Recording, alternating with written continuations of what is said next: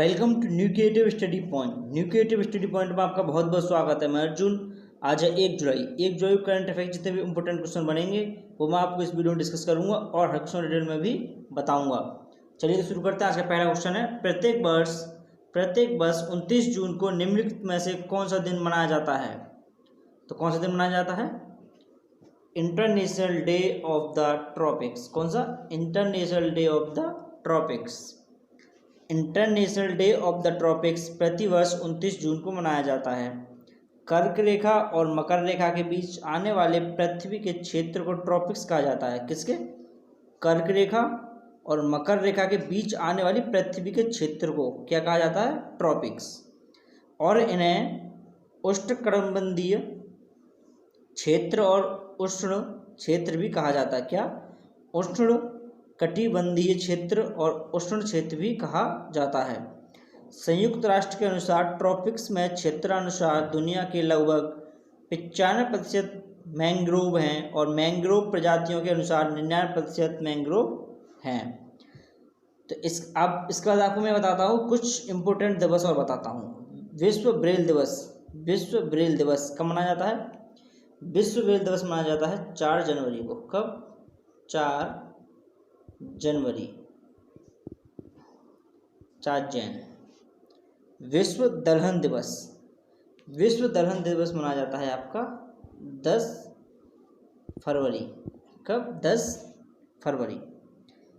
मरुस्थलीकरण और सूखे के लिए विश्व दिवस मनाया जाता है 17 जून। कब मनाया जाता है? 17 जून। और विश्व स्वास्थ्य दिवस मनाया जाता है 7 अप्रैल। कब? 7 अप्रैल। चलिए तो आज के अगले क्वेश्चन चलते हैं। आज का अगला क्वेश्चन है क्वेश्चन नंबर 2। वर्ष 2020 विश्व क्षुद्र ग्रह दिवस की किस वर्षगांठ को चिन्हित करेगा? किसको करेगा? ये करेगा छठी वर्षगांठ को। किसको? छठी वर्षगांठ को। 30 जून को दुनिया भर में अंतर्राष्ट्रीय क्षुद्र ग्रह दिवस के रूप में मनाया जाता है। इस वर्ष विश्व क्षुद्र ग्रह दिवस की छठी वर्षगांठ है। यह दिन क्षुद्र ग्रह के बारे में जागरूकता फैलाने, इसकी तीव्रता और दुर्घटनाग्रस्त होने पर पृथ्वी पर पड़ने वाले इसके प्रभाव के बारे में बताने के लिए मनाया जाता है। 30 जून की तारीख का चयन तुंगुस्का घटना की सालगिरह के प्रतीक के रूप में किया गया। चलिए तो आज के अगले क्वेश्चन चलते हैं। आज का अगला क्वेश्चन है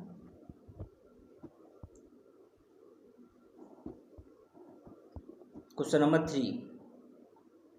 डॉक्टर आदिशा दास ने अपनी कविताओं की चौथी किताब the Yogini poems love and life जारी की है। वह निम्न में से किस राज्य से संबंधित हैं? किस राज्य से संबंधित हैं? इस क्वेश्चन का जो राइट आंसर है वो है उड़ीसा से। किससे? उड़ीसा से। उड़ीसा की जानी मानी कवित्री डॉक्टर आदिशा दास ने अपनी कविताओं की चौथी किताब the Yogini poems love and life जारी की है। यह हीरापुर के 64 योगिनियों पर आधारित है। योगिनियों पर उनकी पहली गैर काल्पनिक पुस्तक हीरापुर की 64 योगिनियाँ तंत्र से पर्यटन अमेजन बेस्ट सेलर का खिताब जीत चुकी है और लगातार 4 महीनों तक शीर्ष 10 में बनी रही। जब बात उड़ीसा की करते हैं, उड़ीसा में लोकसभा सीटें कितनी हैं? उड़ीसा में लोकसभा सीटें हैं 21। कितनी? 21। राज्यसभा सीटें 10। जिलों की संख्या 30। कितनी है? जिलों की संख्या है 30। जब बांध इंद्रावती बांध जो कि इंद्रावती नदी पर स्थित है, हीराकुंड बांध जो कि महानदी पर स्थित है, और पंजीकृत जीआई कोणार्क स्टोन नक्काशी पटाचित्र गंजम केवड़ा फूल। चलिए तो आज के अगले क्वेश्चन। आज का अगला क्वेश्चन है ईरान की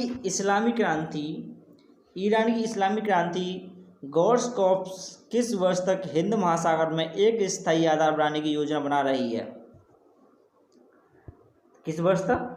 इस क्वेश्चन का जो राइट आंसर है वो है 2021 तक। कब तक? 2021 तक। ईरान की इस्लामी क्रांति गॉड्स कॉर्प्स IRGC ने घोषणा की है कि वह अंतर्राष्ट्रीय जल में अपनी उपस्थिति का विस्तार करने के लिए हिंद महासागर में एक स्थायी आधार स्थापित करने की योजना बना रही है। तदनुसार IRGC मार्च 2021 के अंत तक हिंद महासागर में एक स्थायी आधार बनाने की योजना बना रहा है। जब बात ईरानी करते हैं, ईरान की राजधानी कहाँ पर है? ईरान की राजधानी है तेहरान। क्या है? तेहरान। मुद्रा क्या है इसकी? ईरानी रियाल, ईरानी टोमन। राष्ट्रपति कौन है यहाँ के? हसन रूहानी। कौन है? हसन रूहानी। और राष्ट्रीय खेल कौन सा है? फ्री स्टाइल कुश्ती। कौन सा? फ्री स्टाइल कुश्ती। चलिए तो आज के अगले क्वेश्चन से आज अगला क्वेश्चन है क्वेश्चन नंबर 5। उत्तर प्रदेश की राज्यपाल आनंदीबेन पटेल को जून 2020 में किस राज्य का अतिरिक्त प्रभार दिया गया है? तो किस राज्य का अतिरिक्त प्रभार दिया गया है? ये दिया है मध्य प्रदेश का। किसका? मध्य प्रदेश का। उत्तर प्रदेश की राज्यपाल आनंदीबेन पटेल को लालजी टंडन की अनुपस्थिति के दौरान मध्य प्रदेश का अतिरिक्त प्रभार दिया गया है। गुजरात की पूर्व मुख्यमंत्री आनंदीबेन पटेल को 2019 में उत्तर प्रदेश के राज्यपाल के रूप में नियुक्त किया गया था। वह इससे पहले मध्य प्रदेश के राज्यपाल के रूप में कार्यरत थीं। जब बात मध्य प्रदेश की करते हैं, मध्य प्रदेश में जिलों की संख्या कितनी है? मध्य प्रदेश में जिलों की संख्या है 52। कितनी है? 52। लोकसभा सीटें कितनी है? 29। कितनी? 29। राज्यसभा सीटें 11। कितनी? 11। जहाँ जो बांध है वो बाणसागर बांध जो कि सोन नदी पर स्थित है, और भीमगढ़ बांध जो कि बैनगंगा नदी पर स्थित है, और पंजीकृत जीआई चंदेरी कपड़ा, इंदौर के चमड़े के खिलौने। चलिए तो आज के अगले क्वेश्चन चलते हैं। आज का अगला क्वेश्चन है क्वेश्चन नंबर 6। जून 2020 में भारत सरकार ने कितने मोबाइल ऐप्स पर प्रतिबंध लगा दिया है? तो कितने मोबाइल ऐप्स पर प्रतिबंध लगाया है? सबको पता है 59। कितना? 59 पर। भारत सरकार ने 59 मोबाइल ऐप पर प्रतिबंध लगा दिया है, मतलब कि 59 मोबाइल ऐप पर प्रतिबंध लगा दिया है। ये ऐप उन सूचनाओं को देखते हुए प्रतिबंधित किए गए हैं जो उन गतिविधियों में लगी हुई हैं जो देश की संप्रभुता और अखंडता, देश की रक्षा और राज्य में सार्वजनिक व्यवस्था की सुरक्षा के लिए पूर्वाग्रह से भरी हैं। प्रतिबंधित ऐप्स में TikTok, Helo, WeChat, Shein, Xender, share it आदि शामिल हैं।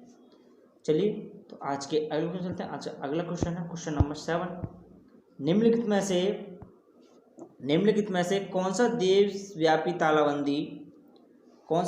तालाबंदी से 3 चरण की निकास योजना के पहले चरण का अंतिम दिन है? तो कौन सा है? इसका जो राइट आंसर वो है अंतिम दिन 30 जून। कौन सा है? 30 जून।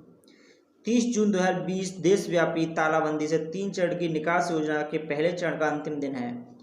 1 जून 2020 को अनलॉक का पहला या लॉकडाउन का 5वां चरण शुरू हुआ और पूरे भारत के अधिकांश गतिविधियों को फिर से खोलने की अनुमति मिली।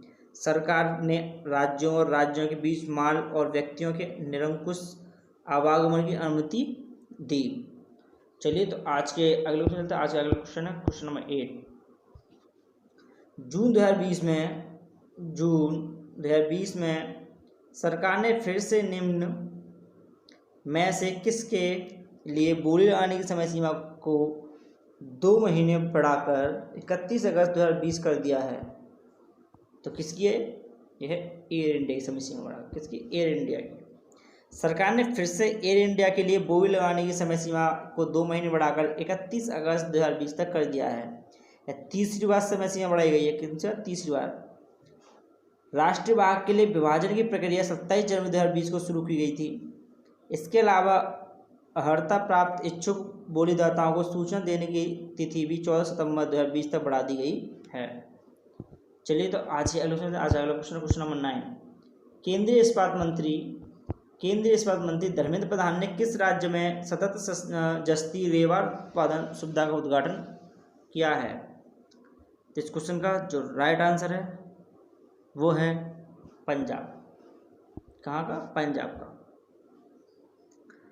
केंद्रीय इस्पात मंत्री धर्मेंद्र प्रधान ने पंजाब के मंडी गोविंदगढ़ में सतत जस्ती रेवाड़ उत्पाद सुविधा का उद्घाटन किया। जस्ती स्टील एक मजबूत सामग्री है जो पर्यावरण के अनुकूल और लागत प्रभावी है। जब बात पंजाब की करते हैं, पंजाब में लोकसभा सीटें कितनी हैं? पंजाब में लोकसभा सीटें हैं 13। कितनी? 13। राज्यसभा सीटें 7। कितनी? 7। राज्यसभा सीटें कितनी हैं? 7। और जिलों की संख्या 22। कितनी? 22। राज्य पशु ब्लैक बग, राज्य पक्षी नॉरेंशियल गौशाला, और बांध रणजीत सागर बांध जो कि रावी नदी पर स्थित है, और पंजीकृत जीआई फुलकारी बासमती। चलिए तो आज का लास्ट क्वेश्चन है क्वेश्चन नंबर 10। किस राज्य में मंत्रिपरिषद ने एमएसएमई अध्यादेश पारित किया है जो राज्य में एमएसएमई की स्थापना के लिए अगले 3 वर्षों के लिए एक अनुमतियां लेने की प्रक्रिया को समाप्त करता है? तो किस राज्य में? यह है असम। इसमें असम में मंत्रिपरिषद ने एमएसएमई अध्यादेश पारित किया है जो राज्य में एमएसएमई की स्थापना के लिए अगले 3 वर्षों के लिए एक अनुमतियां लेने की प्रक्रिया को समाप्त करता है। इसने 2021 से जनवरी अप्रैल से अप्रैल मार्च तक स्कूलों के शैक्षणिक वर्ष को बदलने का फैसला किया है। जब बात असम में करते हैं तो असम में जिलों की संख्या कितनी है? जिलों की संख्या असम में 33। कितनी? 33। लोकसभा सीटें कितनी है? 14। कितनी है? 14। राज्यसभा सीटें 7। कितनी? 7। राज्य पशु भारतीय गैंडे। क्या है? भारतीय गैंडे। और राज्य पक्षी सफ़ेद पंखों वाला बतख। क्या है? सफ़ेद पंखों वाला बतख। चलिए तो मिलते हैं कल अपनी नई करंट अफेयर्स। तब तक के लिए thank you so much and all the very best.